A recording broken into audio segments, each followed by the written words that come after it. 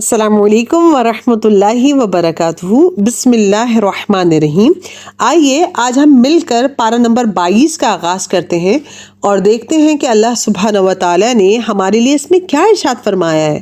اس پارے کا آغاز جن آیات مبارکہ سے ہوتا ہے ان کا ترجمہ کچھ اس طرح ہے: اور تم میں سے جو اللہ اور اس کے رسول کی فرما برداری کرے اور نیک عمل کرے تو ہم اس کا جو اجر ہے اس کو دگنا دیں گے، اور اس کے لیے ہم نے عزت کا رزق تیار کر رکھا ہے۔ بڑا سمپل سا فارمولا ہے، کرنے کے دو کام ہیں، اللہ اور اس کے رسول کی اطاعت کرنی ہے تو اور نیک عمل کرنے۔ جو نیک عمل ہوں گے وہ دگنے تگنے اللہ تعالیٰ ان کو بڑھا دے گا۔ پھر اللہ تعالیٰ نے ازواج مطہرات سے خطاب کرتے ہوئے تمام مسلم خواتین کو ایک میسج دیا ہے، وہ یہ کہ جب آپ نامحرم سے گفتگو کریں گے تو آپ کا لب و لہجہ نرم و ملائم نہ ہو، فرم ہو، تاکہ کوئی آپ کی طرف غلط نیت سے مائل نہ ہو۔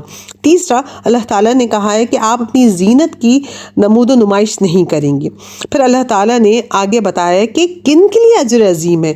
جناب اس بارے میں پتہ چلتا ہے کہ بے شک مسلمان مرد اور مسلمان عورتیں، مومن مرد اور مومن عورتیں، فرمانبردار مرد اور فرمانبردار عورتیں، سچے مرد اور سچی عورتیں، صابر مرد اور صابر عورتیں، عاجزی کرنے والے مرد اور عاجزی کرنے والی عورتیں، صدقہ دینے والے مرد، صدقہ دینے والی عورتیں، روزہ دار مرد اور روزہ دار عورتیں، اپنی شرمگاہوں کی حفاظت کرنے والے مرد اور حفاظت کرنے والی عورتیں، اور اللہ کا بکثرت ذکر کرنے والے مرد اور ذکر کرنے والی عورتیں۔ ان سب کے لیے اللہ تعالیٰ نے مغفرت اور اجر عظیم تیار کر رکھا ہے۔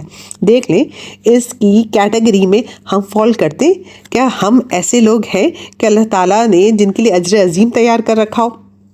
پھر ایک اور اس میں ہمیں حکم ملتا ہے اس بارے میں کہ عربوں کے یہاں منہ بولے بیٹے سے شادی نہیں ہوا کرتی تھی، تو اس رسم کو بھی توڑا گیا ہے۔ پھر آگے اللہ تعالیٰ فرماتے ہیں کہ اللہ تعالیٰ کے رسول کو اللہ نے کیا بنا کے بھیجا تھا؟ شاہداں و مبشراں و نذیرا، یعنی خوشخبری دینے والے بھی تھے اور ڈرا دینے والے بھی تھے۔ پھر اللہ تعالیٰ نے فرمایا کہ بلا شبہ اللہ اور اس کے فرشتے نبی کریم صلی اللہ علیہ وسلم پر کیا بھیجتے ہیں؟ رحمت بھیجتے ہیں، اور اے ایمان والو تم بھی ان پر درود بھیجو، خوب سلام بھیجو۔ یعنی ہمیں بھی وہ کام کرنا ہے جو اللہ تعالیٰ کر رہے ہیں کہ ہم نے خوب اللہ کے رسول پر درود بھیجنا ہے، سلام بھیجنا ہے۔ اب بس اس وقت کو ضائع نہیں کرنا بلکہ اپنے وقت کو ان کاموں میں لگانا ہے۔ پھر ایمان والوں سے کہا جا رہا ہے کہ کیا کہو؟ قولاً سدیدا، ایسی بات کہو جو بالکل سیدھی بات ہے۔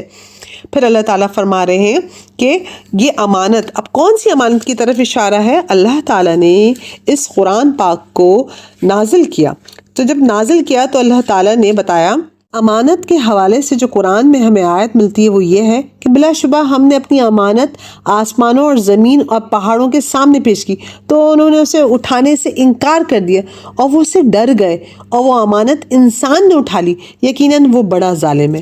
انسان کا حال یہی ہے کہ وہ رسپانسبلٹیز لے تو لیتا ہے، لیکن مسئلہ یہ ہے کہ وہ رسپانسبلٹیز کو پورا کرتا ہے یا نہیں، یہ بھی بہت ضروری ہے۔ پھر آگے اس بارے میں قوم سبا کا ذکر ہے۔ قوم سبا کا بھی ہمیں جو پتہ چلتا ہے وہ یہ ہے کہ اللہ تعالیٰ نے ان کو 2 باغ دیے تھے، دائیں اور بائیں، مگر انہوں نے ناشکری کی۔ پھر اللہ تعالیٰ نے اس قوم کے ان باغات پہ سیلاب بھیج دیا، ایک عذاب آ گیا، اور یہ دونوں باغ جو تھے ان کے اجڑ گئے، اور اب اس میں بدمزہ پھل آتے تھے، جھاڑ جھنکار تھی اور کچھ بیریاں تھیں۔ تو کہنے کا مقصد یہ ہے کہ جب آپ ناشکری کرتے ہیں تو اللہ تعالیٰ نعمتوں کو لے لیتے ہیں۔ پھر آگے داؤد علیہ السلام کا ذکر ہے کہ اللہ تعالیٰ نے ان کے خاص یہ کوالٹی ان کو دی تھی کہ وہ جو لوہے کو تھے وہ نرم کر دیا کرتے تھے اور ان سے زریں بنایا کرتے تھے۔ پھر آگے اسی پارے میں سورہ فاطر کا آغاز ہوتا ہے، اور اللہ تعالیٰ نے بھی اس میں ہمیں کیا فرمایا کہ اللہ تعالیٰ نے اتنی جو عمر ہمیں دی ہے وہ اس پہ ہمارا سوال ہوگا کہ ہم نے اس عمر کا کیا کیا اس کو گوا دیا یا اس سے کوئی کام بھی لیا۔ پھر اسی پارے کے آغاز کے ساتھ ساتھ جب اختتام ہوتا ہے تو سورہ یاسین ہمیں ملتی ہے۔ سورہ یاسین کا آغاز حروف مقطعات سے ہوتا ہے جن کا ترجمہ اللہ اور اس کے رسول صلی اللہ علیہ وسلم جانتے ہیں۔ یاسین قسم ہے قرآن حکیم کی، بلا شبہ آپ یقیناً رسولوں میں سے ہیں، راہ راست پر ہیں۔ یہ قرآن نہایت غالب، خوب رحم کرنے والا اللہ کا اتارا ہوا ہے تاکہ آپ اس قوم کو ڈرائیں جس کے باپ دادا نہیں ڈرائے گئے، لہٰذا وہ دین سے غافل ہیں۔ بلا شبہ ان کی اکثریت پر اللہ کا قول ثابت ہو گیا، چنانچہ وہ ایمان نہیں لائیں گے۔ یعنی آپ اور میں یہ بات جان لیں کہ نجات اللہ اور اس کے رسول کی بات ماننے میں ہے، اور یہی ہدایت ہے اور جنت کا راستہ ہے۔ یہی بات ہمیں کئی دفعہ مختلف احادیث میں معلوم ہوتی ہے۔ چنانچہ حضرت ابو موسیٰ رضی اللہ عنہ سے روایت ہے کہ نبی پاک صلی اللہ علیہ وسلم نے فرمایا، میری مثال اور جو کلام مجھے اللہ نے دے کر بھیجا ہے اس کی مثال ایسی ہے جیسے کوئی شخص اپنی قوم کے پاس آئے اور کہے، میں دشمن کو اپنی آنکھ سے دیکھ رہا ہوں اور میں کھلا ڈرانے والا ہوں، بھاگو بھاگو اپنی جان بچاؤ۔